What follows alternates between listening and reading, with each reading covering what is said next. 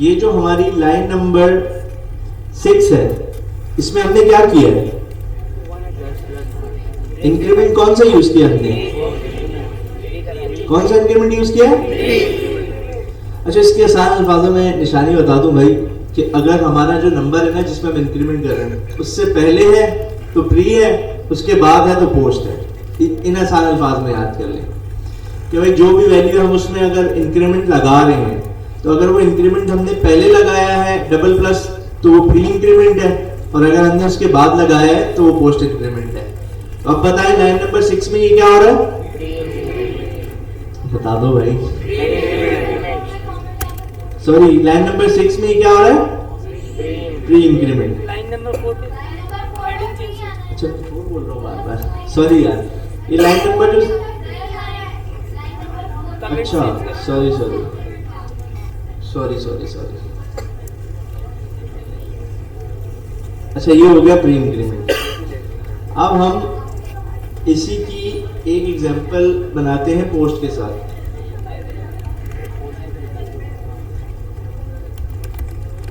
Post increment.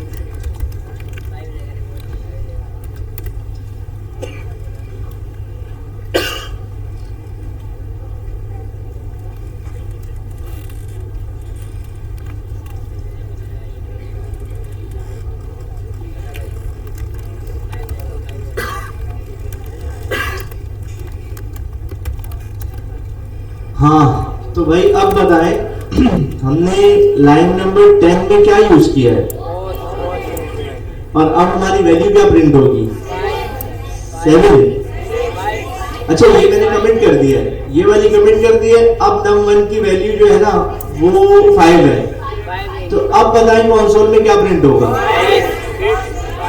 अच्छा, कितने लोग कहते हैं 5 प्रिंट होगा, और कितने लोग कहते हैं 6 प्रिंट होगा? ठीक है भाई, करके देख लेते हैं। सबसे बेहतरीन इसका ये हल है। ये तो 5 आ गया। तो भाई ये जो थोड़ा गेम है ना, ये पोस्ट और प्री इंक्रीमेंट,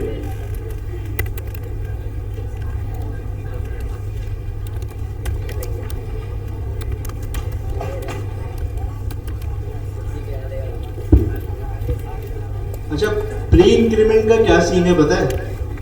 प्री इंक्रीमेंट में हम उसको बोल रहे हैं भाई ये हमारा नंबर है, इसमें पहले ही एक ऐड कर लो। तो जब भी हम उसको प्री इंक्रीमेंट करेंगे ना वो वहीं पे उसकी वैल्यू अपडेट कर देगा। हम उसको पहले प्री इंक्रीमेंट में कहते हैं, प्री इंक्रीमेंट में प्री मतलब पहले, इसमें पहले एक ऐड करो फिर कुछ करो। और पोस्ट इंक्रीमेंट में हम उसको बताते हैं कि भाई इसमें एक इंक्रीमेंट करना जब आगे इस पे कोई एक्शन परफॉर्म होगा, उससे पहले वो उस पे नहीं करता। आपने देखा हम लोगों ने लाइन नंबर 6 पे प्री इंक्रीमेंट लगाया था, उसने वहीं पे उसकी वैल्यू को प्लस करके 6 कर दिया। लेकिन लाइन नंबर 10 पे जब हम लोगों ने उसको प्रिंट करवाया तो 5 की वैल्यू 5 ही आई, उसने उसको इंक्रीमेंट नहीं किया, क्योंकि हमने उसको बोला पोस्ट इंक्रीमेंट कि भाई इस पे जब कोई एक्शन परफॉर्म होने लगेगा तब इसमें इंक्रीमेंट करना। उसको बता दिया हमने कि इसमें इंक्रीमेंट करना है, लेकिन वो उस लाइन पे इंक्रीमेंट नहीं होगा, उससे आगे जब हम उस पर कोई ऑपरेशन परफॉर्म करेंगे तब उसमें पोस्ट इंक्रीमेंट होगा। अभी हम इसकी एग्जांपल देखते हैं।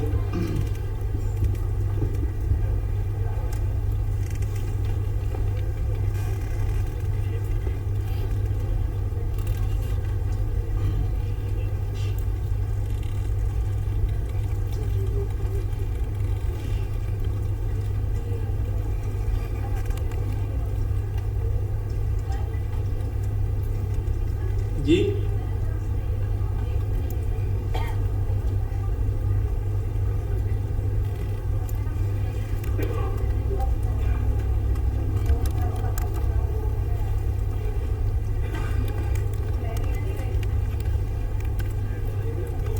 वो अपडेट करने के बाद उसको कॉल करेंगे ना, अभी देख लें, वही देख लें।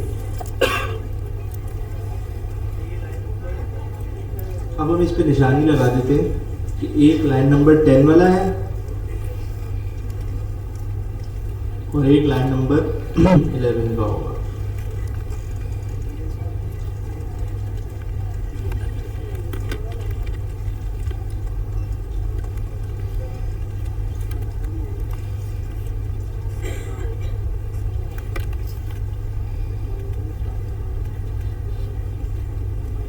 अगर अब हम यहाँ आते हैं और VS कोड में आते हैं, अपने इसको कंपाइल करते हैं। अब क्या है ये वैल्यू हो गया पोस्ट इंक्रीमेंट। तो आपने हमेशा ये याद रखना है कि प्री इंक्रीमेंट हम जब भी यूज करते हैं ना, तो वो उसी वक्त पहले उसमें इंक्रीमेंट करता है, फिर हमारी वैल्यू को कॉल करता है, तो 1 उसमें इंक्रीमेंट कर देता है। लेकिन जो पोस्ट इंक्रीमेंट है ना, वो अगर हमने लाइन नंबर 4 पे पोस्ट इंक्रीमेंट किया है, तो जब हम उसको 4 के बाद यूज करेंगे ना, तो अगली लाइन से हमें उसकी इंक्रीमेंटेड वैल्यू मिलेगी, लेकिन 4 पे हमें नहीं मिलेगी। लेकिन अगर हम प्री इंक्रीमेंट यूज कर रहे हैं, तो लाइन नंबर 4 पे ही हमें उसकी अपडेटेड वैल्यू मिल जाएगी। ये चीज समझ में आई? नहीं है जी?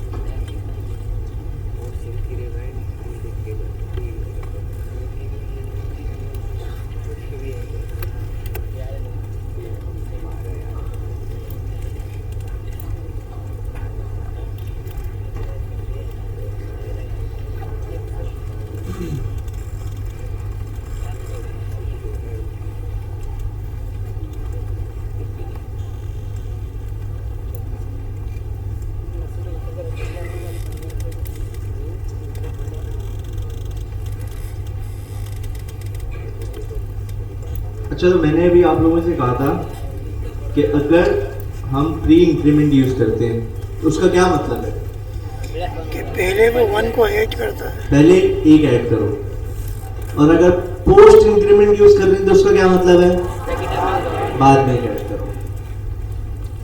बिल्कुल इसी तरीके से अब अगर मैं देखें, सिंपल आपको मैं समझाता हूं। ये नम 1 है, इसकी वैल्यू 5 है।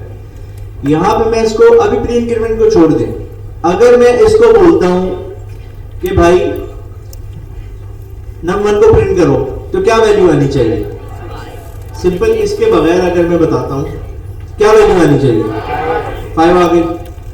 अब हमने प्री इंक्रीमेंट के बारे में क्या डिस्कस किया है कि वो क्या करता है, उसको क्या बोलते हैं कि भाई पहले 1 ऐड करो।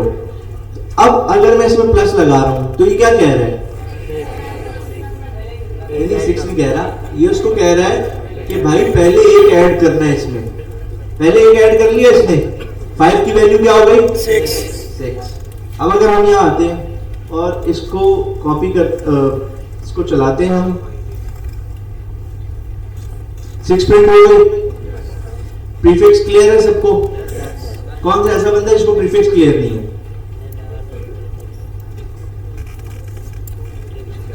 क्या मसला है?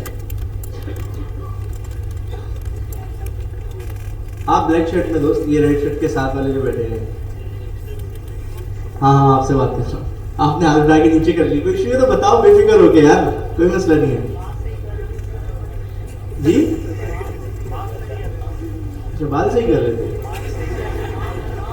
अच्छा, मास्क, चलो सही है।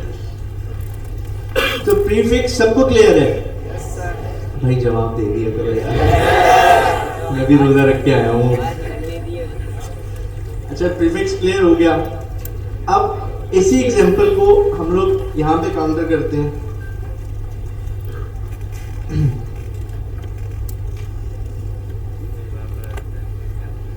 यार 45 असाइनमेंट्स वाले सबका हो गया?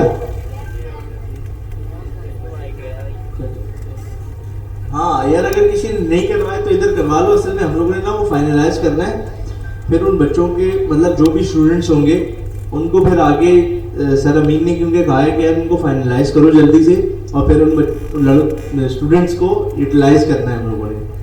उन्होंने हमें कहा है कि फिर उनको अभी के लिए यहाँ पे जो सर ने हमें बताया कि भाई पोजीशंस मिलेंगी जो वॉलंटियर होंगी, लेकिन उसके बाद उन्हीं में से आगे भी और कुछ कोर्सेज होंगे और जगहों पे भी लॉन्च कर रहे हैं, क्योंकि सरजा बहुत लोगों के साथ इन कोऑर्डिनेशन है, तो क्या पता हम लोगों को वहाँ जाना पड़ जाए।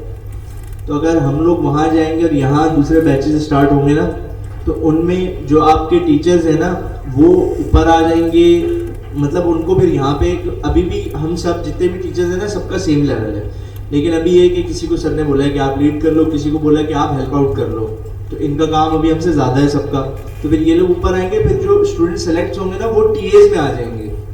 तो इस तरीके से इस वजह से हम लोग 45 असाइनमेंट्स का उनको बोला था जिनको पहले से चीज़ें आती हैं। तो अगर किसी का चेक नहीं हुआ तो वो काइंडली चेक करवा ले, फिर इसके बाद आगे प्रोसीड करना है हम लोगों ने, क्योंकि अभी मेरे ख्याल में इतने इस क्लास से कोई नाम नहीं निकले अभी तक। साथ में पता है कोई आईडी कितने नाम है? 2 लास्ट टाइम तो यही है कि 2 नाम है, तो देख लें जिसने किया हुआ है वो सबमिट करवा ले, या कोशिश करें कि अगर कंप्लीट है और अभी नहीं दिखा रहे हैं तो नेक्स्ट क्लास में दिखा दें, ताकि फिर उस पर हम लोग आगे प्रोसेस कंप्लीट कर सकें। खैर, अच्छा प्री इंक्रीमेंट में तो हमने देख लिया कि भाई उसने कहा कि भाई पहले ऐड करो। अच्छा, अब सारे बता दिएगा यार। लाइन नंबर 10 है हमारी, लाइन नंबर 10 में नम 1 की वैल्यू, अगर मैं यहाँ पे इसको अभी नीचे ले आऊँ ताकि आप लोगों को इजीली नजर आए,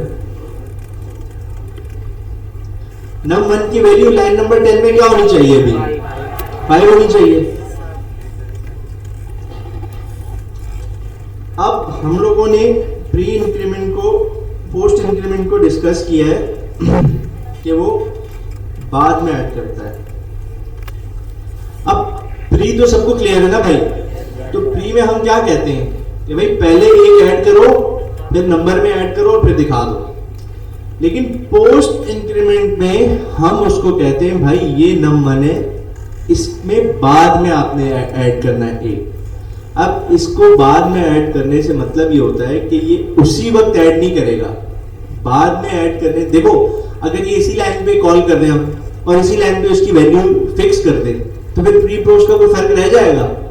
वो तो बोलेगा भाई तुम पहले लगा रहे हो बाद में लगा रहे हो, मैं तो उसी लाइन में उसको ऐड कर रहा हूँ। तो हमारे पास कुछ केसेस ऐसे आते हैं जहाँ हम कहते हैं कि भाई इसकी आपको मैं ऐसी एग्जांपल देता हूँ कि मैं कुछ काम कर रहा हूँ, अब मेरे पास कुछ ऐसा केस है कि भाई मेरी वैल्यू जो है ना, मैं चाह रहा हूँ उस वैल्यू को जब मैं पहले ही यूज करूँ ना तो उसमें एक मुझे इंक्रीमेंट होके मिले। और कुछ जगह हमारे पास ऐसे केसेस आ जाते हैं कि जहां हम लोग कहते हैं कि भाई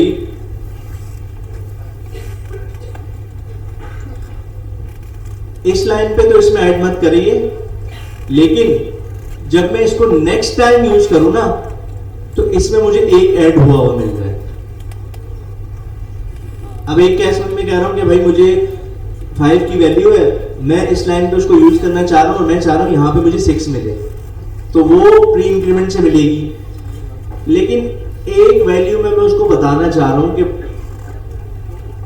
तुम मुझे इसमें एक ऐड करके, मैं तुम्हें बता रहा हूं कि इसमें मुझे अगली दफा जब भी मैं इसको यूज करूं तो मुझे इसमें एक ऐड करके देना।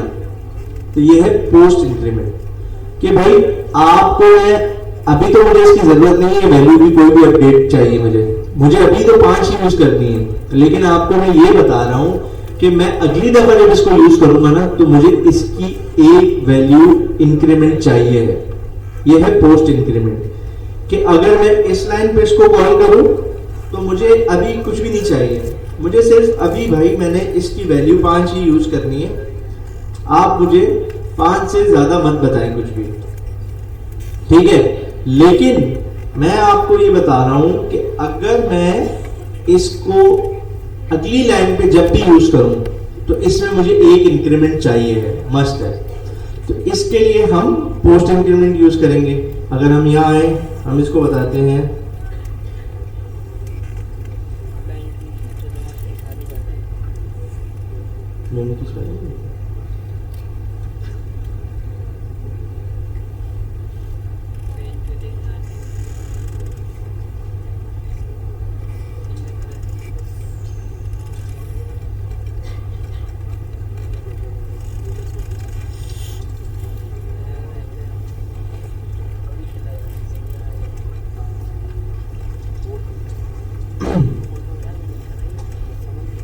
ये देखें कि इसको मैंने बता दिया कि भाई इस लाइन में तो मुझे उसकी वैल्यू फर्स्ट लाइन में तो यूज करते हुए मुझे 5 ही चाहिए, मुझे उसकी वैल्यू में कोई चेंजिंग नहीं चाहिए। लेकिन अब से आगे जब भी मैं इससे यूज करूं ना तो मुझे इसमें एक इंक्रीमेंट चाहिए। अब बताएं पोस्ट इंक्रीमेंट क्लियर है? कितने लोगों को क्लियर है पोस्ट इंक्रीमेंट? और किसी का कोई सवाल? जी जी पूछे, सवाल है किसी का? गुड़िया करवा ली किसी से? है सवाल? सवाल है मास क्या कर ये बताओ, पूछे पूछे।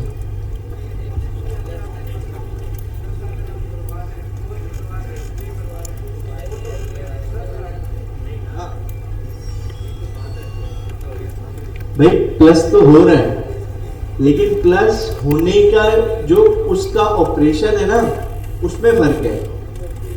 अब जैसे मेरे पास 5 है, मैंने ये प्री, आपको स्क्रीन नजर आ रही है वाली? आपको अच्छा, ये देखो मैं इसको कह रहा हूं, एक सेकंड,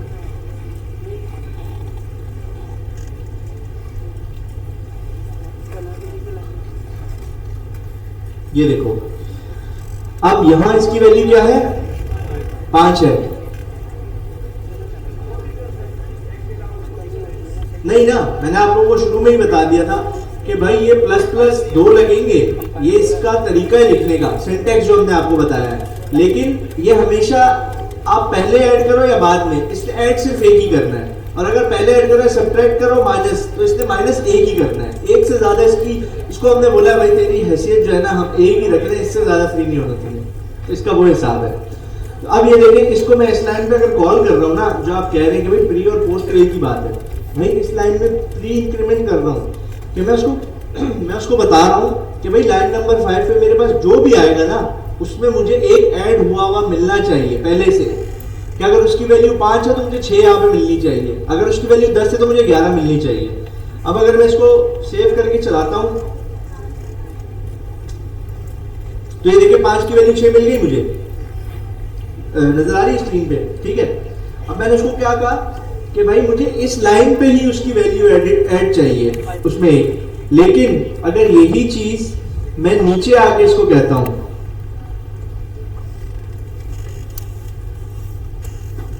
अब ये देखें यहां पे भी आपके हिसाब से यहां पे भी हम एक ऐड ही कर रहे हैं, होना चाहिए, काम तो वही है। लेकिन ये देखें 5 की वैल्यू 5 ही प्रिंट हो रही है, सही है, चेंज तो नहीं हुई ना नंबर 1 की वैल्यू।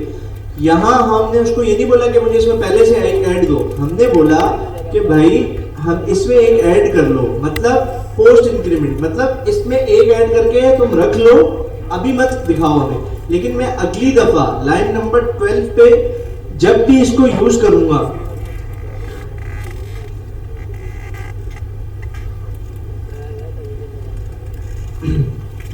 लाइन नंबर 12 पे मैं इसको जब भी यूज करूंगा ना तो अगली दफा मुझे इसकी एक वैल्यू ज्यादा चाहिए।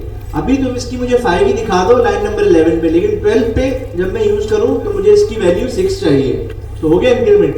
अब फर्क समझ में आया कि भाई एक में हम कहते हैं हमें यहीं पे इस पे इंक्रीमेंट करो, अक्सर हम कहते हैं ना जिद पे भाई यही करके दो अभी इसी वक्त, तो वो प्री इंक्रीमेंट है कि भाई वो वहीं करके देगा आपको इंक्रीमेंट। और पोस्ट में हम उसको बता देते हैं कि भाई इसको इसमें एक ऐड करना है, और जब भी हम इसको अगली दफा इस्तेमाल करेंगे तो मुझे इसमें एक एडिट चाहिए है, तो ये पोस्ट इंक्रीमेंट है। अब क्लियर है सबको?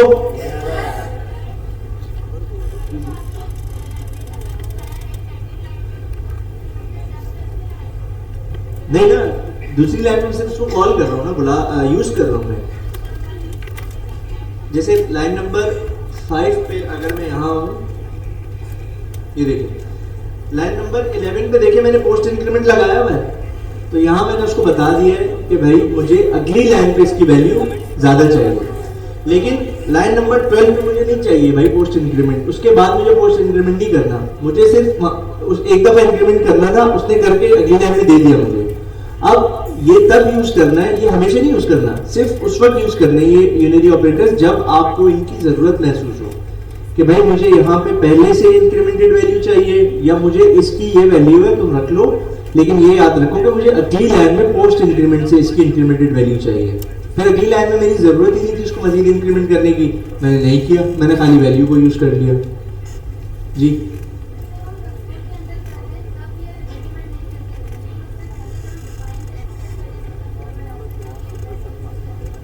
हाँ तो आप डिफाइन करके डाल देना कंसोल को। देखिए आप डिफाइन करने के बाद कंसोल करवा रहे हैं ना, तो वो बात कंसोल में दे रहा है। कंसोल में प्री इंक्रीमेंट देगा, डायरेक्ट पोस्ट नहीं देगा। हाँ तो देखिए मैंने आपको क्या बोला है कि पोस्ट इंक्रीमेंट हम उसको बताते हैं कि भाई ये जो वैल्यू है ना अभी यही रखो इसकी, लेकिन आगे जाके इसमें एक ऐड करना अगली दफा जब भी यूज करूंगा। तो आप जब उसको कंसोल कराते हो पोस्ट इंक्रीमेंट करते हैं ना, तो वो उसकी एक्चुअल वैल्यू आपको देता है। अगर नंबर की वैल्यू 5 है तो वो 5 देगा। पोस्ट इंक्रीमेंट वो करेगा जब आप उसको उस लाइन के बाद दोबारा कंसोल करवा लें या दोबारा यूज कर लें।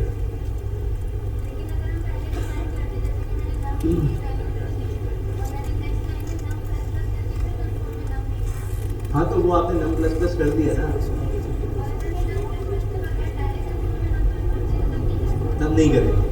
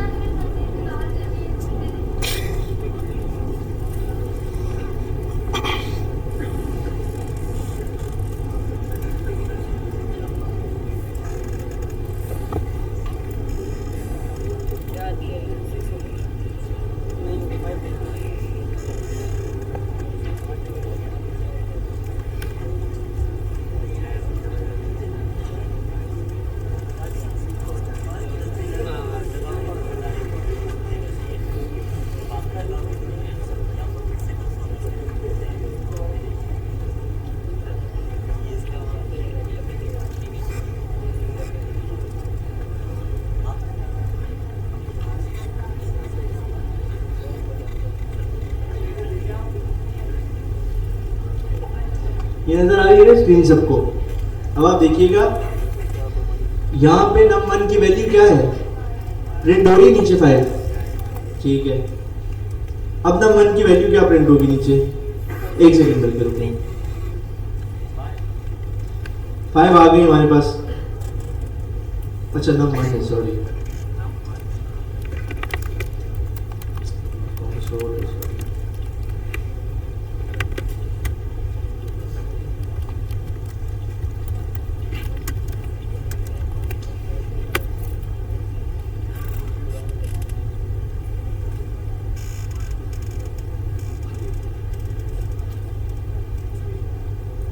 अच्छा यहाँ पे अगर हम num1 की वैल्यू लिखते हैं तो हमें दे रहा है 5।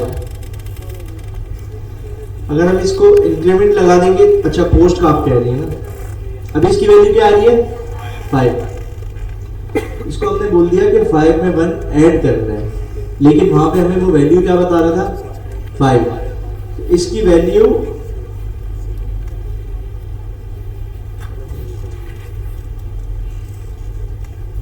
यहां तक इसकी वैल्यू 5 ही है।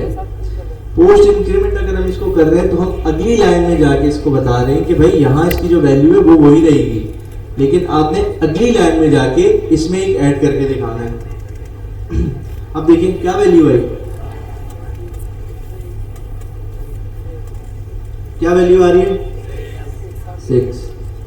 तो ये फर्क है इसका कि जब भी हम पोस्ट इंक्रीमेंट बताते हैं तो हम उसको ये बताते हैं कि भाई इस लाइन में इसकी वही वैल्यू अभी यूज करो, लेकिन अगली लाइन में जब भी मैं इसको एक्सेस करूंगा ना तो इसमें एक ऐड करके देना है। सिंपल चीज है ये।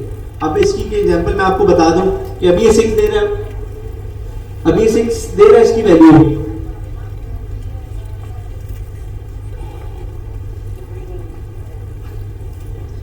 अभी ये 6 वैल्यू दे रहा है आपको।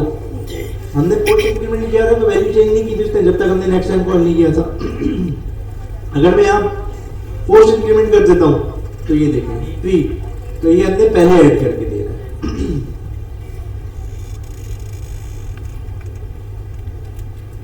तो भाई प्री और पोस्ट सबको क्लियर है, सबको क्लियर है, ठीक है।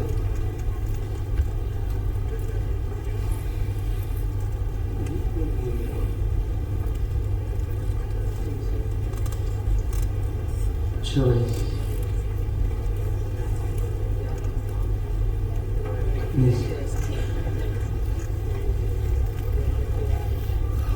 अच्छा वो नहीं किया। अच्छा, प्री पोस्ट इंक्रीमेंट तो हमने कर लिया। अब हमने एक और चीज भी पढ़ी थी कि प्री पोस्ट डिक्रीमेंट भी होता है भाई।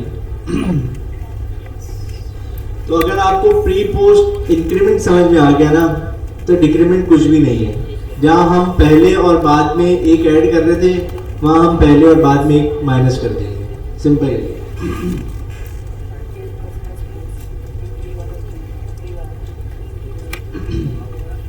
अगर मैं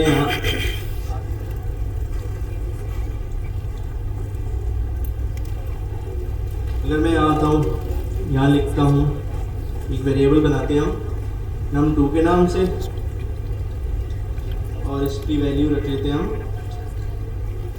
8।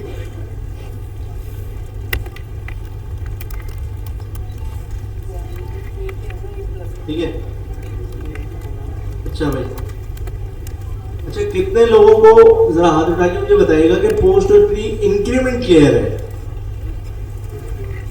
ठीक है। अब पहले मैं आपसे पूछता हूँ, फिर हम आगे काम करेंगे। अच्छा, पहले तो ये सिंपल सी चीज़ कर लेते हैं कि यहाँ पे अगर मैं num3 दे रहा हूँ तो अभी क्या प्रिंट होना चाहिए? 8। अब जरा आपने जो प्री इंक्रीमेंट यूज किया हुआ है उसको दिमाग में रखते हुए मुझे इसका जवाब दें। क्या बात है, चीते बैठे हुए सारे। ठीक है, अब हम इसको जरा प्रिंट करके देखते हैं।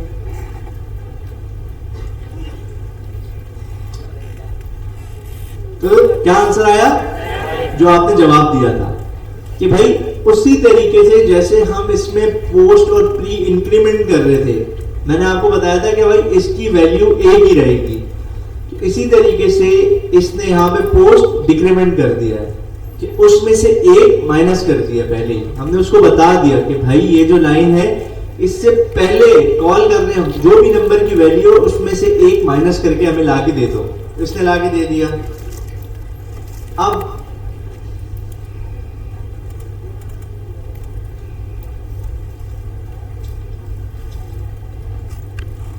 प्री डिक्रीमेंट हो गया।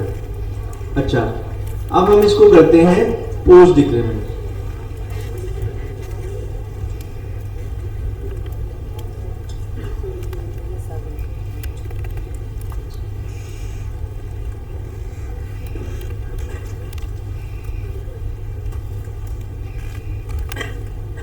अच्छा, यहाँ ना हम इसका अलग से नंबर ले लेते हैं ताकि आपको नंबर नजर आते रहे, कंफ्यूजन नहीं होगी।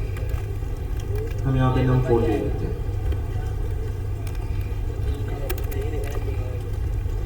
अच्छा, अगर यहाँ आके मैं अभी कंसोल प्रिंट करवाता हूँ,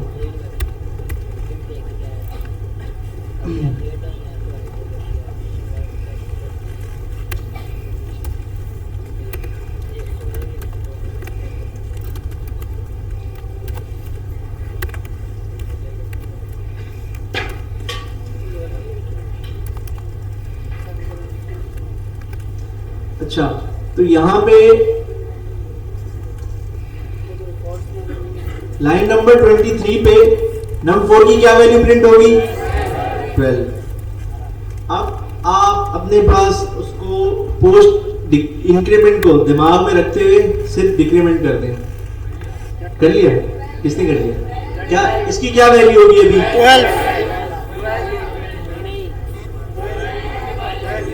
11 आ रहा है। देखते हैं, इसके बाद आएगा ना, तो इस लाइन का पूछ रहा हूँ मैं। इस लाइन पे क्या वैल्यू आएगी अभी? 12 आएगी। चलो इसको चला के देखते हैं भाई,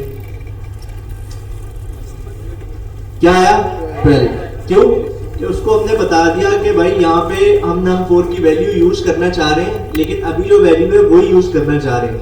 लेकिन तुम्हें ये बता रहा हूं कि भाई अगली लाइन में जब यूज करूंगा ना मैं, उससे पहले इसमें एक ऐड कर देना, ताकि इससे एक माइनस कर देना, ताकि मैं इसको अगली लाइन में इसकी वैल्यू से एक कम वैल्यू लेके यूज करूं। अब हम इसको दोबारा अगली लाइन में प्रिंट करवा देते हैं।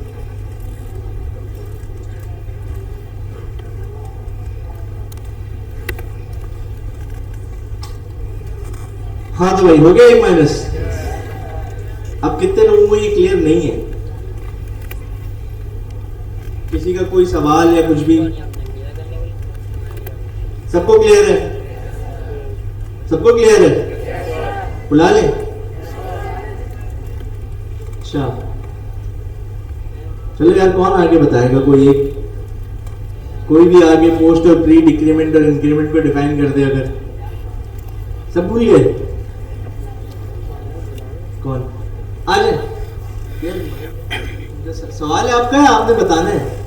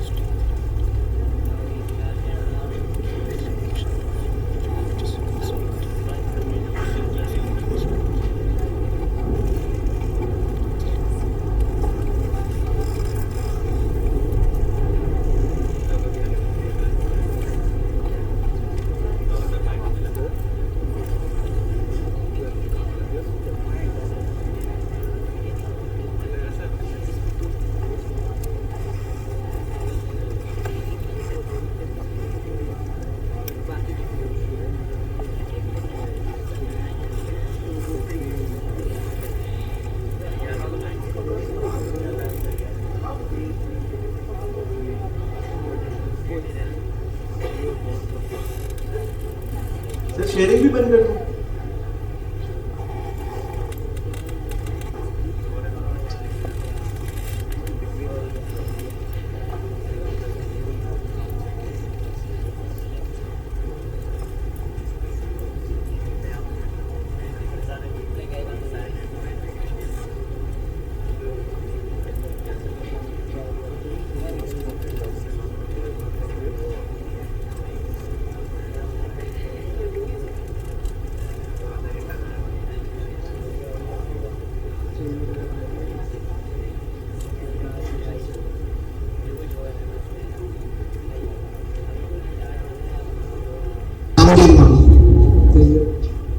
घर गए कौन से नगर कॉलोनी? आवाज निकालो। बंदिया था मेरा कॉलोनी समाधि घर गए। यहाँ पे आए किस बाइक पर है? अकेला है बस का। कौन सी बस? बस अलियास इलाज को वहाँ जाती बल्दिया? नहीं जाते वक्त अलियास वो सैदाबाद है, वहाँ से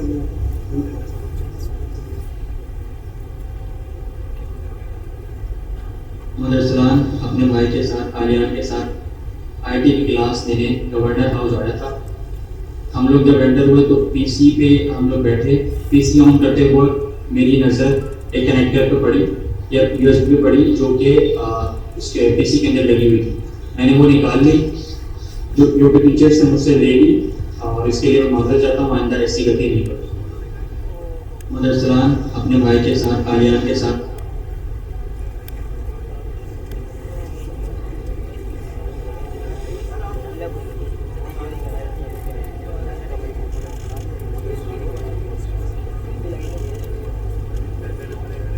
Assalamualaikum, ladies and gentlemen. This is Dr. Vikas Rajput. I am Deputy Secretary Staff to the Governor Sir. तो आप लोगों की क्लासेस कैसी जा रही हैं? अच्छी जा रही हैं, गुड, शाबाश। रमज़ान अल मुबारक है। कितने लोगों का रोज़ा है आज? वेरी गुड, ज़बरदस्त। तमाम लोगों का तकरीबन रोज़ा भी है, क्लासेस भी लर्न भी कर। कितने लोगों ने अर्न करना शुरू कर दिया अब तक? How many people, students, candidates have started learning, earning? अभी लर्निंग चल रही है। अभी लर्निंग चल रही है, इंशाल्लाह फॉलोड बाय अर्निंग होगी इंशाल्लाह सून। ऐसे ही है। कितने लोग पहले से ये चीज़ें जानते थे? अच्छा, ज़्यादातर ऐसे हैं जो पहले से इस चीज़ का उनको आइडिया नहीं था। ठीक है, तो this governance initiative of information technology artificial intelligence, आजकल कौन सा कोर्स चल रहा है? टाइप स्क्रिप्ट पढ़ रहे हैं। ठीक है, और आर्टिफिशियल इंटेलिजेंस आगे से चलें। ठीक है, हमारा पूरा फोकस होता है कि इसकी जो बैकग्राउंड मैनेजमेंट है, आपके कोई ड्रिंकिंग वाटर से रिलेटेड इशू है, हालांकि रमज़ान में तो रमज़ान का रोज़ा है, कोई वॉशरूम रिलेटेड इश्यूज़ हैं। अभी नमाज के लिए शायद ऊपर पीछे बनाया गया है ये जो थोड़ा सा ग्रासी एरिया सा है ऊपर, यहाँ आप नमाज भी पढ़ सकते हैं वक्फे से। ऐसे ही नमाज कहाँ है, नमाज भी पढ़ सकते हैं। तो आप लोगों से ये रिक्वेस्ट है कि ये क्योंकि एक बड़ा ही यूनिक सा गवर्नमेंट किसी डिपार्टमेंट में इनिशिएटिव है जो वन ऑफ इट्स काइंड है, कोशिश करें कि इसको कामयाब बनाएं, इसका हिस्सा ऐसा बने जो खूबसूरत हिस्सा हो। बहुत से लोग यहाँ के कोई हार्ड डिस्क की थेफ्ट में इन्वॉल्व है, कोई जो है ना लैपटॉप उठा के लेके जा रहा है, कोई जो है ना कोई क्या चीज़, there is a lot of reported incidents. तो आप माशाल्लाह सारे लोग जो है वो बड़े रिस्पेक्टेबल हैं, ऑनरेबल हैं हमारे लिए। तो गवर्नर हाउस में जगह जगह कैमरेज लगे हुए हैं, we can identify it so easily. इतना आसान नहीं है यहाँ पर चीज़ों को जो है वो टैप करके और निकल जाना, इट्स नॉट टू ईजी। और इवन आउटसाइड कराची कहीं भी चले जाएँ तो ये आप नज़र में होते हैं इदारों के ना, एजेंसीज जो लॉ इन्फोर्समेंट एजेंसीज है। तो गवर्नर हाउस एक बड़ी सेक्रेट सी जगह है और आपके आने से यहाँ पर रौनक बरस गई है। देखें इतने सारे लोग रोज़ा रख के आए हैं। और एक इल्म के लिए कहा गया है कि तालीम हासिल करो, चाहे कितना ही डिस्टेंस क्यों ना ट्रैवल करना पड़े, तालीम हासिल करें चाहे कितना ही मेहनत मुशक्क़त से क्यों ना गुजरना पड़े। मैंने CSS का एग्ज़ाम दिया 2012 में, मैं असिस्टेंट कमिश्नर रहा हूँ, एडिशनल कमिश्नर कराची रहा हूँ। तो ये जो आप एफ़र्ट आज कर रहे हैं, आप तो फोकस्ड हैं कि हमने अर्निंग करनी है टुवर्ड्स एम्प्लॉयमेंट की तरफ, आप सेल्फ एम्प्लॉयड होंगे। कल को पाकिस्तान की रेवेन्यू का आप उसका हिस्सा बनेंगे जिसको पाकिस्तान को आपकी ज़रूरत है। ठीक है, तो मेरी रिक्वेस्ट फिर से यही है कि अपनी जो तालीम है उस पर फोकस्ड रहें, दिल लगाएं। ठीक है, तमाम मेरी बहनें, तमाम भाई इस चीज़ की कोशिश करें कि ज़्यादा से ज़्यादा ये जो आपको सिखा रहे हैं, मैं देख रहा हूँ ज़्यादातर 99%, 99.9% यहाँ पर लोग फोकस्ड हैं, डेडिकेटेड हैं, ऐसे ही है।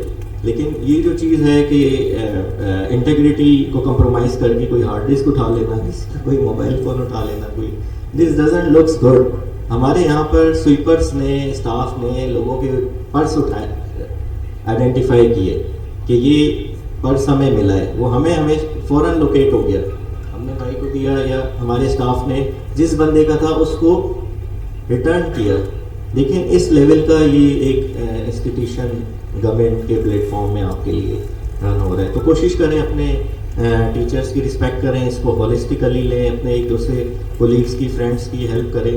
ठीक है, hope I have conveyed the message. और इसके अलावा कोई इशूज आप नोट कर रहे हो आपको हमें बताएं, we will try our best. Governor साहब की सुपरविजन में, उनकी कमांड में कोशिश पूरी है कि this should be a very successful initiative. Thank you.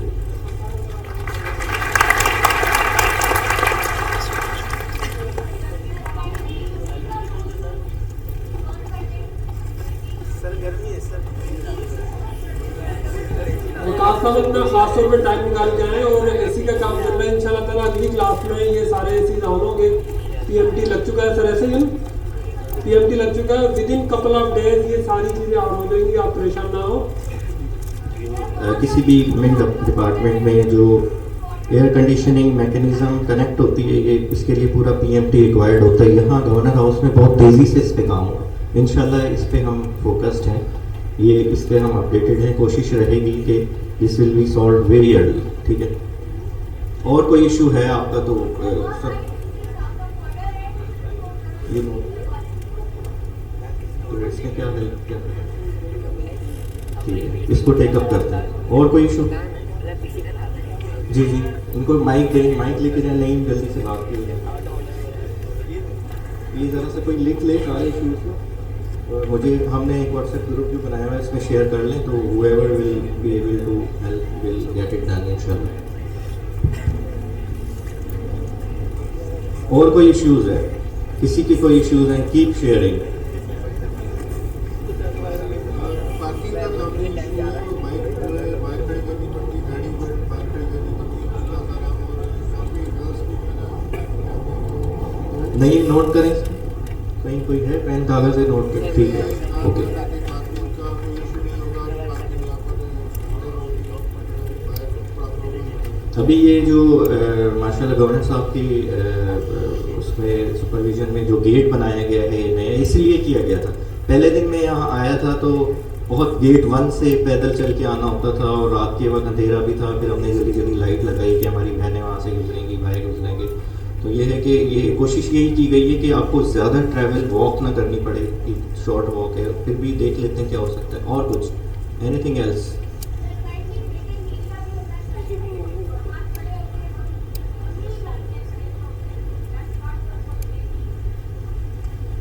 ठीक है,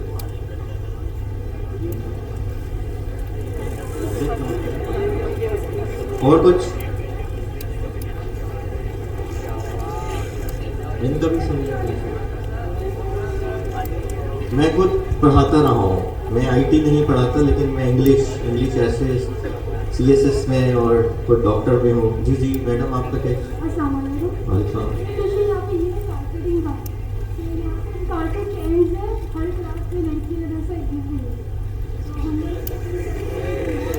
दोबारा से ज़रा ज़ोर से बताएं, हम आपको सुन रहे हैं। तो ये जो कार्पेट है यहाँ से लोग खींचते हैं, अक्सर हाँ ठीक है नोटेड। ये बेटा आप लोगों के क्या नाम है नोट करें, दोनों नोट करेंगे। ये जो है ना सारे कारपेट्स का कह रही है ना, कारपेट्स, हाँ ये कारपेट्स ठीक कराए सारे, ठीक है। इसको सारे को मैं आपसे फिर बात कर और कुछ, ठीक है। छोटे छोटे इश्यूज हैं लेकिन ठीक है, these are the little issues but will resolve it इंशाल्लाह। जी चलें, आपकी क्लास का टाइम वेस्ट नहीं करना है हमने। आपके जो 2-3 बच्चों के जो इश्यूज हैं मैं पीछे सुन लूँगा, ठीक है। आप क्लास कंटिन्यू करेंगे। Thank you very much and I will be here, we are here for you. अस्सलाम वालेकुम।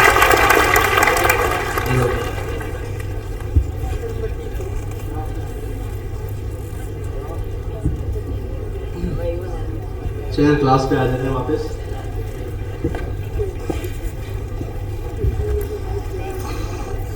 हाँ तो भाई क्या क्या कर लिया था हमने?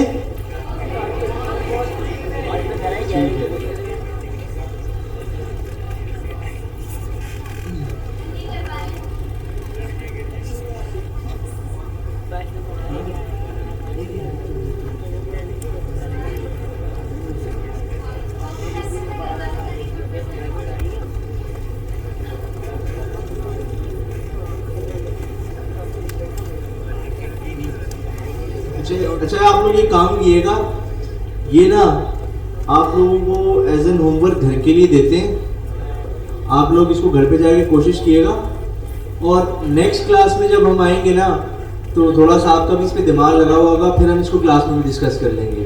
कोशिश कीजिएगा कि जो कॉन्सेप्ट हमने पढ़ाए हैं ना उनको समझते हुए इनको आप इम्प्लीमेंट करें और फिर इंशाल्लाह नेक्स्ट क्लास में हम लोग इसको आगे डिस्कस कर लेंगे कि एक एक स्टेप में क्या हो रहा है क्या नहीं हो रहा।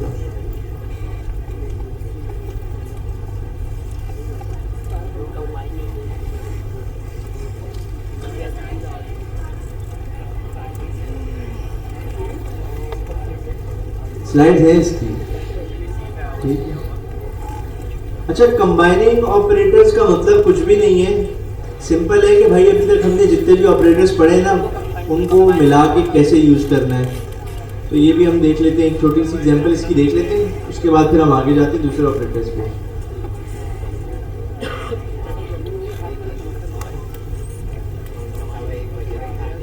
अच्छा इस क्लास में हमने इंक्वायरर किया था? नहीं। ठीक है, तो इसके आगे जो इंक्वायरर वाली स्लाइड्स होंगी ना उनको अभी आप लोगों ने उस पर परेशान नहीं होना और स्किप कर दिएगा।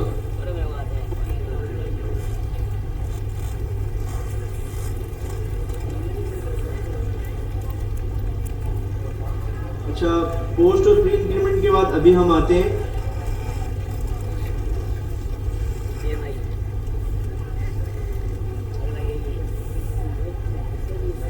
कंबाइनिंग ऑपरेटर्स पे।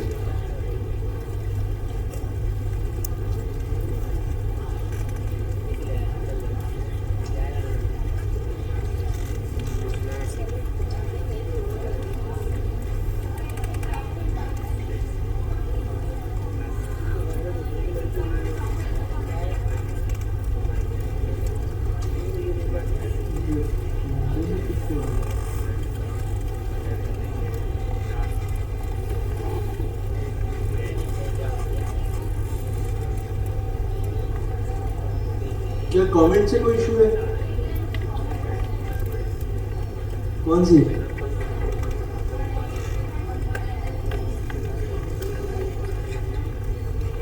इसका कोई इशू नहीं, अगर कंसोल नहीं है ना तो फिर तो खैर है, क्योंकि हमें कंसोल में कुछ नहीं चाहिए।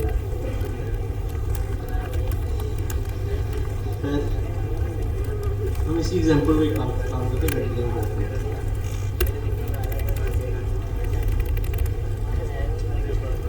अब ये देखें, इन्होंने सिर्फ इस लाइन में बताया कि हम कंबाइन करके ऑपरेटर्स को कैसे यूज कर सकते हैं।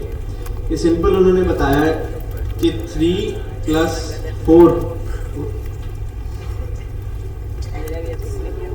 4 और फिर है मल्टीप्लाई बाय 5।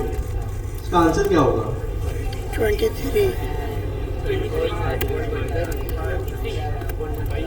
हमें 23 वाले कितने और 35 वाले कितने?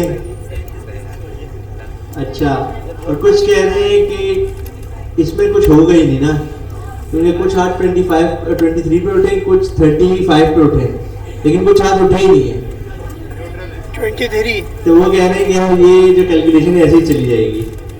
चलो देखते हैं।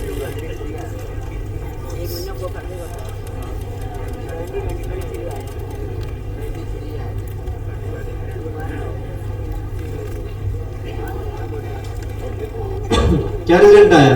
23। हम देखते हैं 23 आया क्या।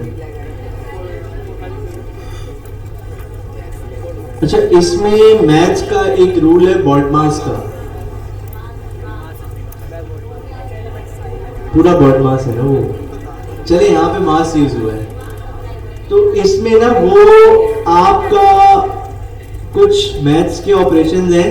मैथ्स की तो क्लास नहीं है ये, लेकिन मैथ्स के कुछ रूल्स एंड रेगुलेशंस होते थे कि वो सबसे पहले जो मोस्टली हम यूज करते थे डिमास यूज होता था और फिर बॉडमास यूज होता था। अब डिमास में क्या था भाई? Division, multiplication, addition, subtraction. कि भाई जब भी हम एक लाइन में ये सारे ऑपरेशन परफॉर्म कर रहे होंगे ना, तो सबसे पहले वो डिवाइड करेगा। जैसे अब यहाँ पे इसमें मैं आपको आसान बताता हूँ कि ना लेवल्स होते हैं, अगर किसी को अभी भी आइडिया ना हो कि भाई ऑपरेशंस परफॉर्म कैसे होते हैं, तो सबसे जो नीचे लेवल होता है ना वो होता है सब्ट्रैक्शन का, उससे ऊपर लेवल होता है एडिशन का, उससे ऊपर लेवल होता है मल्टीप्लिकेशन, और सबसे उससे ऊपर डिवीजन, और उससे ऊपर भी होता है, वो भी हम नहीं करते, इतना ऊपर नहीं जाना हमने। तो इसमें ये हमेशा जब भी, अब जैसे आपका इसी में अगर मैं आ जाऊं और इसको हम माइनस कर दें और डिवाइड कर दें, तो हमेशा याद रखिएगा कि हमने जो 4 मैथमेटिकल ऑपरेटर्स पढ़े थे ना, वो अगर एक लाइन में इकट्ठे यूज हो रहे हैं तो वो सबसे पहली प्रायोरिटी किसको देगा? डिवीजन को। सेकंड प्रायोरिटी किसको देगा? मल्टीप्लिकेशन को। थर्ड प्रायोरिटी किसको देगा? एडिशन। और फोर्थ प्रायोरिटी आएगी बोलेगा एंड में कोई बच्चा नहीं है, चलो यार इसको भी कर लेते हैं। तो ये ऐसे होगा। तो इस तरीके से जो हमने एग्जांपल बनाई है उसमें 23 ऐसे आया है कि उसने 7 मल्टीप्लाई बाय 5 नहीं किया, 8 मल्टीप्लाई बाय 5 नहीं, 7 मल्टीप्लाई बाय 5 नहीं किया, उसने पहले 4 मल्टीप्लाई बाय 5 किया, उसको आंसर 20 मिला, और फिर उसने 20 में 3 को ऐड कर दिया। तो ये सिंपल, ज्यादा कुछ समझाने की चीज नहीं है। यहाँ पे जो मैथ्स का डिमास और बॉडमास का कॉन्सेप्ट है सिर्फ वो चल रहा है। तो ये चीज क्लियर है सबको? किसी को कोई सवाल इसमें? अच्छा, इसमें अगर किसी को कोई सवाल भी हो ना तो वो मैथ्स थोड़ी सी देख लीजिए।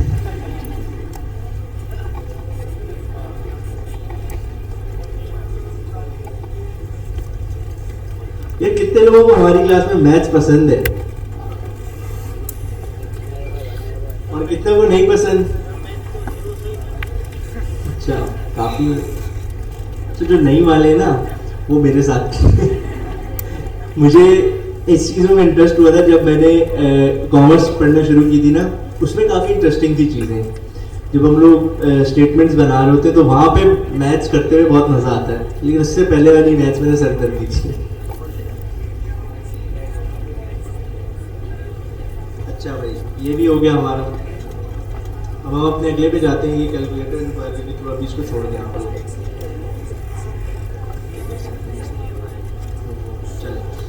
अच्छा, असाइनमेंट ऑपरेटर इस क्लास में कितने लोगों को पता है? तभी तो पूछ रहा हूँ, कितने लोगों को पता है असाइनमेंट ऑपरेटर?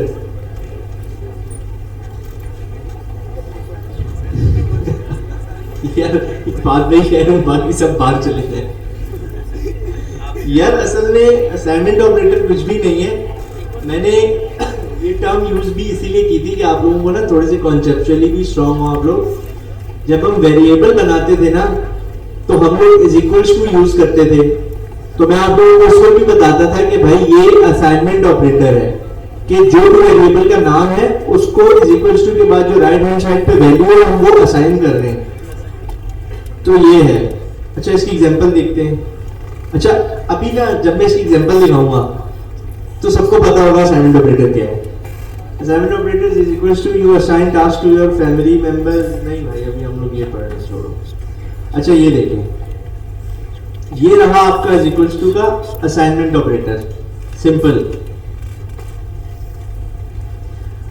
ये जो इज इक्वल्स टू है ना, ये असाइनमेंट ऑपरेटर है कि भाई सी को ये 10 की वैल्यू असाइन कर दो। अच्छा, अब मुझे ये बताएं कि कितने लोग ऐसे हैं जिनको असाइनमेंट ऑपरेटर का नहीं पता?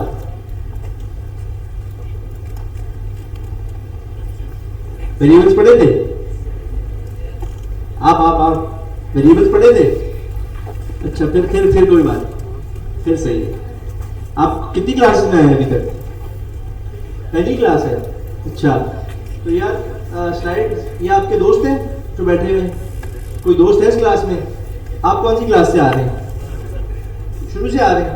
आपको तो पता होगा, आप गाइड कर रहे हैं। बाकी अगर किसी चीज में कंफ्यूजन हो भी ना यार, तो स्लाइड्स देख लो जो हमारी स्लाइड्स हैं। उसके अलावा डिस्कॉर्ड पे आ जाओ, डिस्कॉर्ड पे आप सवाल करोगे, वहाँ पे स्टूडेंट्स भी आपको जवाब देंगे। और अगर हमें मेंशन करोगे तो हमें पता चल जाएगा हमसे सवाल हो रहा है ना, तो फिर हम भी जवाब दे देंगे आपको। क्योंकि बहुत लंबी चैट हो जाए और अगर मेंशन ना हो ना तो ऊपर के मैसेज में हमें ढूंढने में बहुत मसला होता है, तो इसका कोई इशू नहीं है। वेरिएबल्स हमने बनाए थे, ये इज इक्वल्स टू जो है ना, ये असाइनमेंट ऑपरेटर है। बस अभी ये दिमाग में रखो, फिर जब वेरिएबल्स की स्लाइड खोलोगे समझ में आ जाएगा। असाइनमेंट ऑपरेटर का मतलब है असाइन करने वाला, कि भाई हम लोग वेरिएबल बनाते हैं, let c is equals to 10, मतलब सी इज इक्वल्स, ये इक्वल्स का जो ऑपरेटर है ये असाइनमेंट है कि भाई सी को हम 10 की वैल्यू असाइन कर रहे हैं। तो अब ये बताएं कितने लोगों को पता है असाइनमेंट ऑपरेटर क्या है? काफी लोगों को पता है, इधर कम लोगों को पता है। अच्छा, चलिए ठीक है।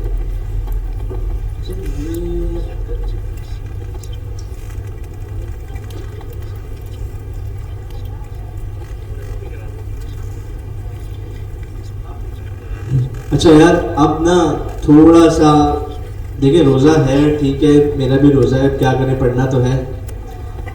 थोड़ा सा ना आप सब ने इन चीज़ों पर ध्यान देना है, क्योंकि अब जो है ना, अभी तक हम लोग बहुत, मैं आपको आसान अल्फाज में बताऊं तो हमने बच्चों वाली चीज़ें कवर की हैं। मैं आसान अल्फाज में बता रहा हूँ, वेरिएबल्स कैसे बनते हैं, स्टोर कैसे होती हैं चीज़ें। अच्छा, असाइनमेंट ऑपरेटर है। देखो, आप लोगों में से किसी को भी मैंने लास्ट क्लास में इसलिए पूछा था कि 8 तक तो तकरीबन सबने पढ़ा है, तो ऑपरेटर्स में कोई इतनी कोई हवाई चीज़ नहीं थी कि किसी को बिल्कुल ही पहली दफ़ा ज़िंदगी में देखने को मिली हो। मोस्टली को पता था डिवीजन क्या है, एडिशन क्या है, सब्ट्रैक्शन क्या है। यूनिटी ऑपरेटर्स आप लोगों के लिए नई चीज़ होगी। अच्छा, मॉड्यूलस में वो मॉड्यूलस का साइन नई चीज़ होगी, लेकिन उसका कॉन्सेप्ट सबको पता होगा। ऐसे ही एक्सपोनेंट में वो पावर वाले का साइन नया होगा, लेकिन कॉन्सेप्ट सबको पता है कि क्या है, मैथ्स में भी है। लेकिन अब ना ये जो ऑपरेटर शुरू हो रहे हैं ना, ये कंपैरिजन ऑपरेटर्स, फिर लॉजिकल ऑपरेटर्स आएंगे, ये बहुत ज़रूरी है। क्योंकि हम लोग ना प्रोग्रामिंग में जो चीज़ करते हैं उसको कंडीशंस पे चला रहे होते हैं। कि भाई अगर ये चीज हो रही है तो ये कर दो, वरना ऐसे कर दो। मिसाल के तौर पे अगर गेट पे आप आए, अगर इसके पास आईडी कार्ड है इसको अंदर आने दो, वरना इसको बोलो अल्लाह हाफिज। अगर ये 11:30 से पहले पहुंच जाता है तो ठीक है अंदर आने दे दो, वरना इसको अल्लाह हाफिज कर दो। तो ये जो 11:30 से पहले ये कंडीशन है, आईडी कार्ड है ये एक कंडीशन है कि इस कंडीशन पे आने देने ना भाई आपको। तो ऐसे ही हम आगे कंडीशंस पढ़ेंगे, उनके लिए ये ऑपरेटर्स बहुत ज्यादा जरूरी है। तो ये ऑपरेटर्स को ना बहुत अच्छे से आप लोगों ने समझना है। इसमें जितने सवाल हो भाई करो, लेकिन ये चीजें क्लियर करनी है अपनी। तो कंपैरिजन ऑपरेटर्स क्या होते हैं? अब आसान अल्फाज में पहले मैं आपको एक मिसाल दे दूं कंपैरिजन क्या होता है भाई। अब फहद भाई ये मैं हूं, हम दोनों का कंपैरिजन हो रहा है भाई। फहद भाई लंबे हैं हाइट में, या मेरा कद इनसे लंबा है, भाई फहद भाई का कद लंबा है, तो ये हम दोनों में क्या हुआ? कंपैरिजन हुआ। इसी तरीके से बाहर दो बच्चे आ रहे हैं, वो उनको बता रहा है कि भाई इसके पास आईडी कार्ड है तो मैंने इसको जाने दिया, दूसरे के पास आईडी कार्ड नहीं था तो मैंने नहीं जाने दिया। उन दोनों में क्या हो गया? कंपैरिजन। तो कंपैरिजन यही होता है प्रोग्रामिंग में भी, कि दो चीजों को या ज्यादा चीजों को हम लोग एक दूसरे से कंपेयर करके उनकी कंडीशन के बेस पे कुछ करवा रहे हो। अच्छा भाई, अब ये देखें सिंपल कंपैरिजन ऑपरेटर। एक हमने पढ़ा था असाइनमेंट ऑपरेटर, वो होता है सिंगल इक्वल्स टू, कि भाई हमने इसको सिंगल इक्वल दे दिया और चीज असाइन हो गई। लेकिन टाइप स्क्रिप्ट में हम डबल इक्वल्स टू यूज करते हैं। डबल इक्वल्स टू क्यों यूज करते हैं भाई? डबल इक्वल्स टू कंपैरिजन के लिए यूज होता है। जैसे ये स्लाइड्स में आपको नजर आ रहा होगा 5 इक्वल्स टू 2। इसका मतलब है हम कंपेयर कर रहे हैं कि क्या 5 2 के बराबर है। अच्छा एक और चीज, हमने बुलियंस पढ़े थे, सबको पता है बुलियंस का? बुलियंस की में क्या क्या होता है? कंपैरिजन ऑपरेटर हमें हमेशा हाँ या ना, यस या नो में, ट्रू या फॉल्स में आंसर आता है हमारे पास। भाई ये माइक है या ये माइक है, हम बोलेंगे क्या ये माइक चल रहा है, हाँ या ना में जवाब आएगा। ऐसे ही कंपैरिजन ऑपरेटर्स में ट्रू या फॉल्स आंसर आता है। अगर वो कंपैरिजन सक्सेसफुल हो जाता है तो आंसर ट्रू आता है, लेकिन अगर वो कंपैरिजन ना हो रहा हो तो आंसर फॉल्स आता है। अब आपको मैंने बताया असाइनमेंट ऑपरेटर जो वेरिएबल्स के साथ सिंगल इक्वल टू यूज करते हैं वो असाइनमेंट ऑपरेटर होता है। सिंगल इक्वल टू लगाने के बाद हम वैल्यू असाइन करते हैं, लेकिन अगर हम डबल इक्वल टू लगा रहे हैं ना तो इसका मतलब हम दो चीजों की वैल्यूज को, दो चीजों को कंपेयर कर रहे हैं, उनकी वैल्यूज को। फिर ऐसे ही नॉट इक्वल्स टू होता है, ग्रेटर देन होता है, लेस देन होता है। अच्छा ग्रेटर देन लेस देन तो सबको पता होगा मेरे ख्याल में, मुझे वही मैथ्स का कॉन्सेप्ट आ गया, ग्रेटर देन लेस देन। अच्छा अब हम आगे जाते हैं, हम एक एग्जांपल कर लेते हैं, फिर इसकी प्रैक्टिस का भी टाइम देंगे क्योंकि यार ये जरूरी चीज है। अच्छा अब यहाँ हम आते हैं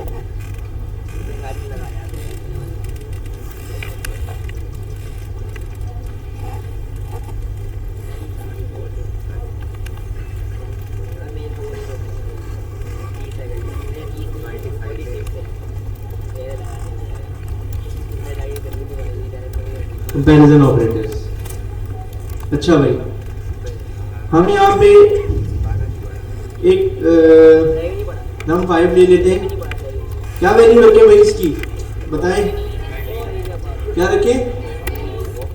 चलो इधर से 4 की आवाज आई, उधर से 10 की आई, तो हम एक की वैल्यू 10 रख देते हैं और एक की वैल्यू 4 रख देंगे।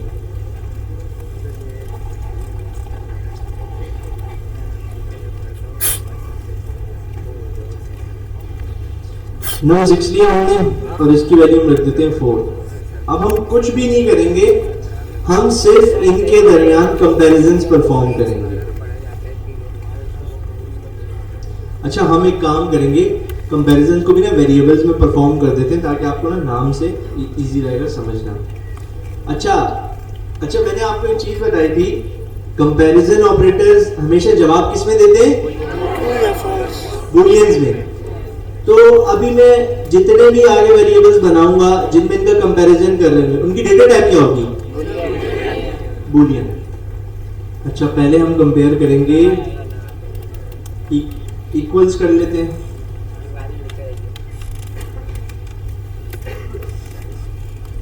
कंपैरिजन और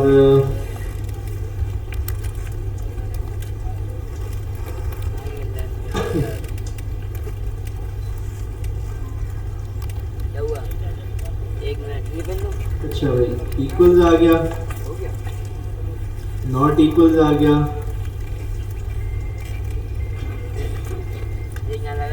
ग्रेटर देन आ गया और लेस देन आ गया।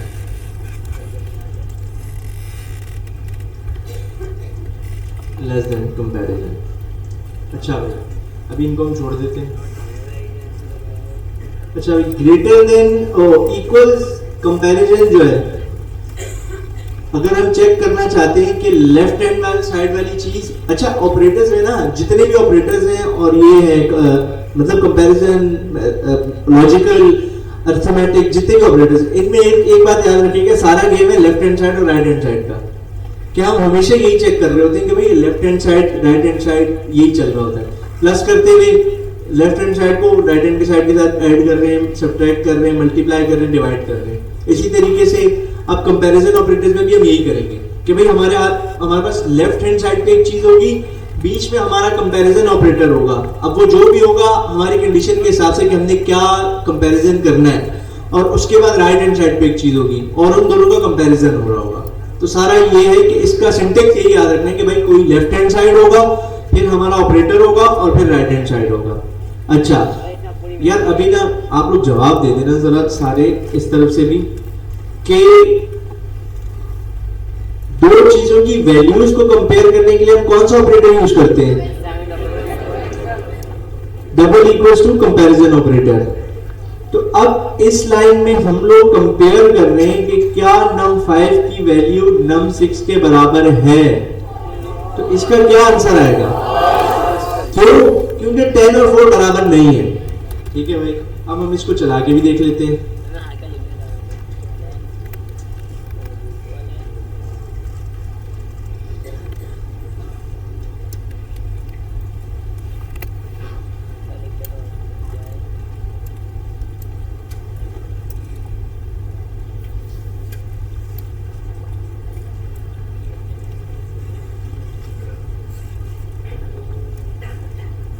हाँ भाई, क्या जवाब आया? फॉल्स। तो ये बताओ, इक्वल्स टू कंपैरिजन ऑपरेटर कितने लोगों को क्लियर नहीं है? नहीं, ऐसे आपने उठाना, कितने लोगों को क्लियर नहीं है? भाई नहीं है तो पूछ लो यार।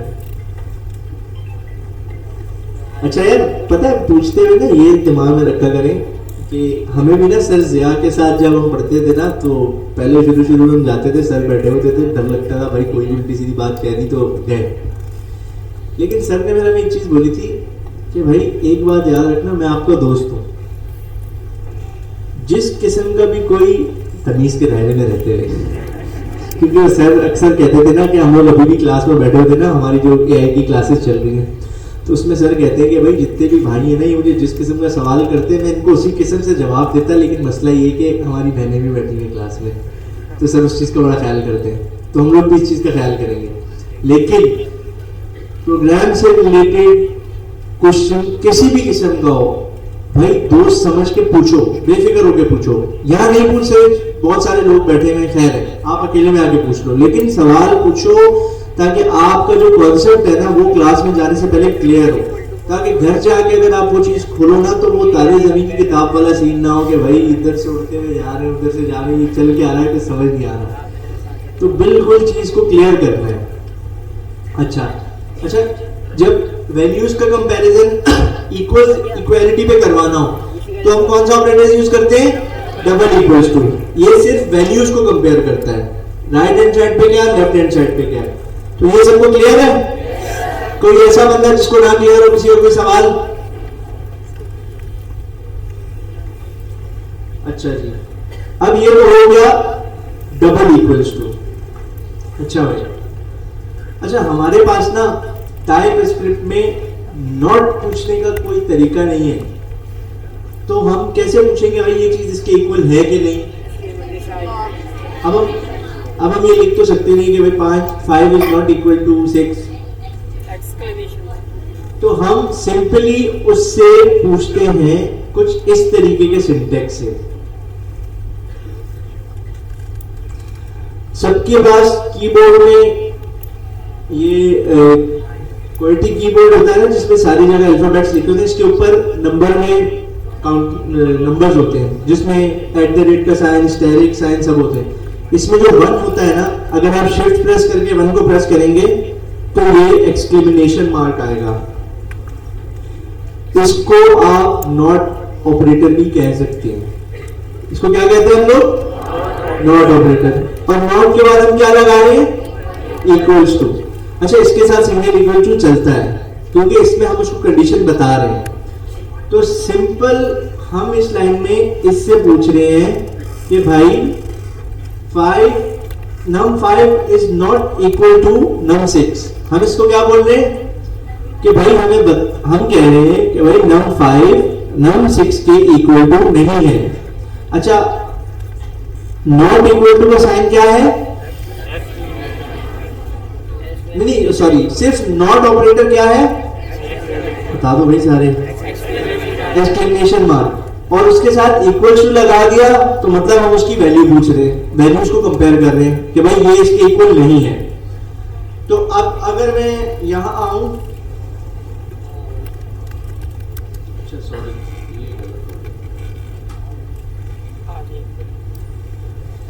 यहां मैं आऊं और इसको प्रिंट करवाऊं और ये दो नंबर है, 5 10 है और 4 num5 की वैल्यू 10 है, num6 की वैल्यू 4 है। तो अब अगर मैं इन दोनों को कंपेयर करूं, नॉट इक्वल टू में क्या आना चाहिए? ट्रू आना चाहिए, फॉल्स।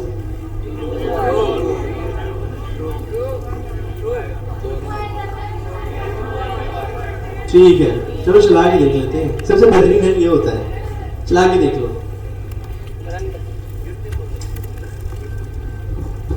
क्या आया? सब ट्रू कह रहे थे। ये भाई उसने कंपेयर किया कि num5 is not equals to num6, 10 is not equals to 6।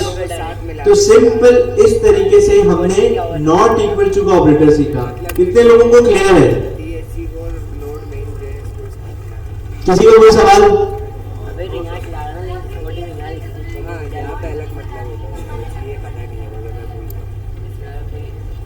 इस वाले लैपटॉप में थोड़ा जादू किया हुआ है, ऐसे चल जाता है, कोई इश्यू नहीं। आपके पास टीएस कॉन्फ्लिक्ट की फाइल है? हैं? बनी हुई टीएस कॉन्फ्लिक्ट की फाइल, वो बना लो, फिर उसके बाद मुझसे पूछ लो। टीएस कॉन्फ्लिक्ट की फाइल है?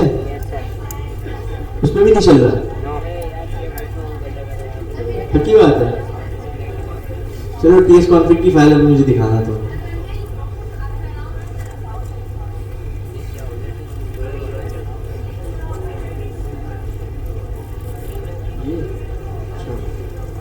अच्छा खैर, नॉट इक्वल्स टू और ये तो हमारा क्लियर हो गया।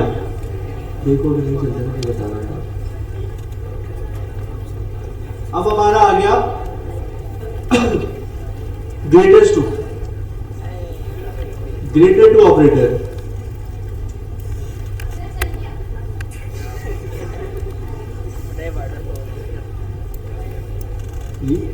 किसी का कोई सवाल? जी दोस्त पूछे।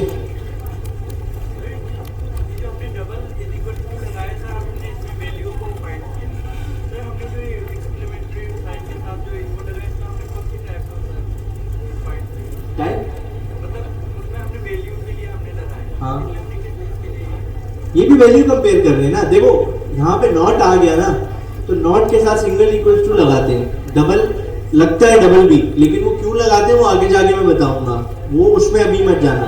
बस अभी सिंपल ये रखो, नॉट के साथ सिंगल इक्वल टू लगा, डबल इक्वल टू सिंपल लगा, तो हम बोल रहे हैं भाई ये दोनों बराबर है, हम ये पूछ रहे हैं। और अगर नॉट के साथ सिंगल इक्वल टू लगा रहे हैं तो उसको बता रहे हैं कि भाई इस तरफ वाली जो चीज है वो इस तरफ वाली के बराबर नहीं है, बस। तो इसमें वो अगर नहीं होगी बराबर तो ट्रू आंसर आ जाएगा, और अगर बराबर होगी तो वो हमारा कंपैरिजन का आंसर फॉल्स आ जाएगा, बस। क्लियर है? ठीक है। अच्छा भाई, मैथ्स में सबने ग्रेटर देन का पढ़ा है, तो ग्रेटर देन का क्या साइन होता है? हाँ, अच्छा भाई, इसका एक आसान हल बता रहा हूँ कि ये एरो होते हैं ना, मैंने इसमें आसान निशानी पता क्या रखी हुई है? मैंने इसकी बेहतरीन सिंपल निशानी अपनी याद दिलाने के लिए ये रखी हुई है कि भाई दोनों में आता है तो एरो है, तो मैं बोलता हूँ जो एरो सीधे हाथ पे जा रहा होता है वो ग्रेटर देन पूछता है, जो एरो उल्टे हाथ पे जा रहा होता है वो लेस देन पूछता है। आप सिंपल देखें, अगर मैं यहाँ पे आके ये एरो लगाता हूँ तो ये एरो मुझे कहाँ की तरफ पॉइंट कर रहा है?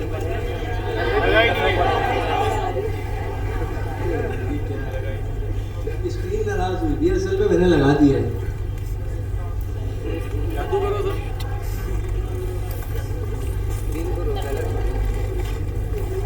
कोई बात नहीं, हम देख लेते हैं। लग गया लेकिन स्क्रीन नाराज हो गई थोड़ा सा।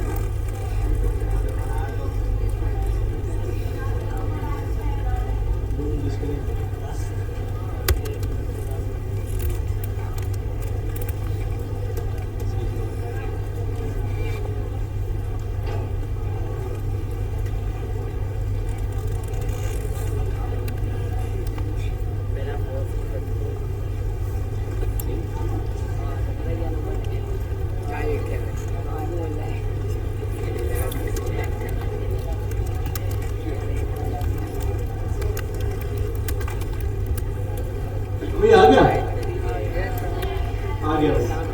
अच्छा, अब अगर आप देखें कि मैंने आपको हमेशा क्या बोला है कि ऑपरेटर्स में हमेशा हम लोग लेफ्ट हैंड साइड और राइट हैंड साइड खेल रहे होते हैं। तो अब देखिए हमारा जो ऑपरेटर है ये एक एरो की तरह ही है, बल्कि एरो ही है, और ये देखिए किस तरफ हमें पॉइंट कर रहा है? राइट की तरफ। तो हमेशा मैंने अपने लिए, मुझे आसान लगता था, तो ग्रेटर देन कंपैरिजन हमेशा जब एरो को देख के हम अंदाजा लगाते हैं कि भाई अगर वो राइट की तरफ पॉइंट कर रहा है तो वो ग्रेटर देन एरो है, और अगर वो लेफ्ट की तरफ पॉइंट कर रहा है तो वो लेस देन वो है, ऑपरेटर है। अच्छा, ग्रेटर देन ऑपरेटर में ये पूछ रहा है, अच्छा num 5 की वैल्यू है 10 और num 6 की वैल्यू है 4 सॉरी। तो अब ये पूछ रहा है कि 5 ग्रेटर देन 6, क्या आंसर होना चाहिए इसका? ट्रू होना चाहिए आंसर। ठीक है, तो ये सिर्फ पूछ क्या रहा है बेसिकली कि 5 ग्रेटर देन 6 है, ये कंपेयर करके बताओ। तो हम सिंपल यहाँ आते हैं,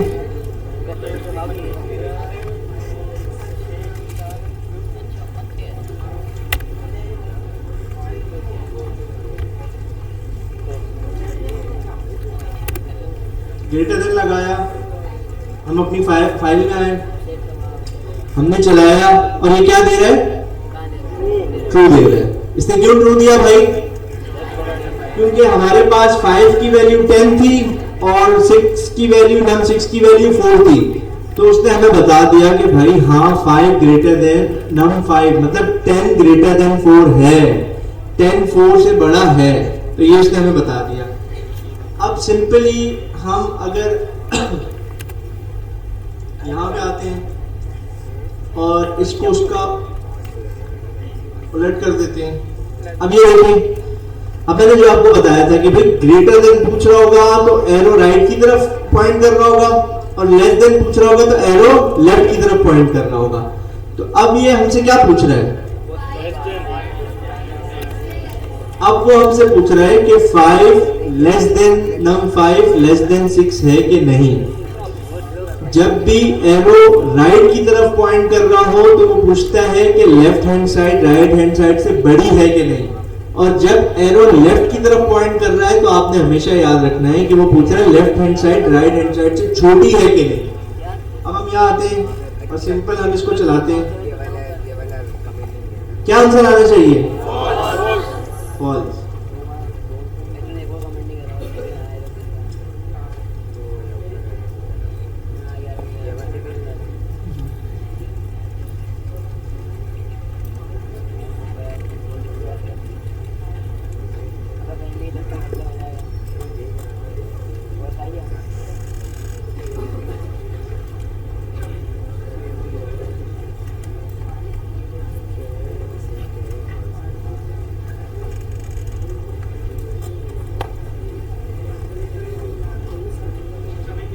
अब अगर हम लोगों ने इसको कंपेयर किया और हमने इसको बोला था कि num 5 लेस देन num 6 मतलब 10 लेस देन 4, तो क्या 10 4 से छोटा है?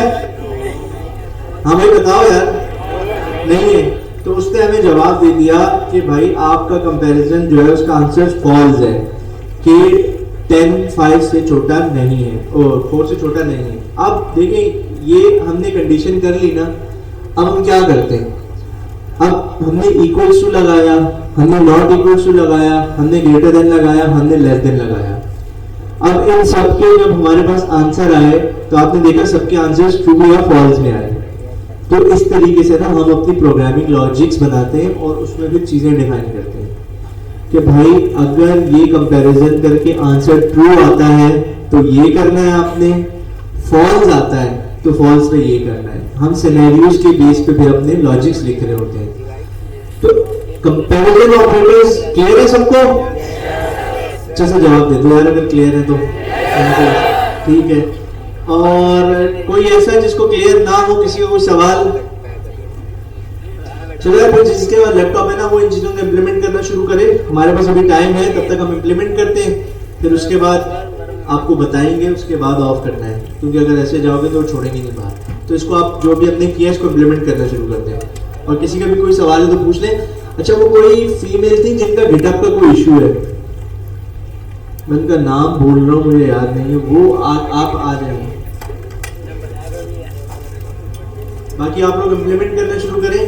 फहद भाई, आप लोगों में कोई भी अगर क्वेश्चन वगैरह है तो आप बता दें, फहद भाई आपको जवाब भी दे देंगे।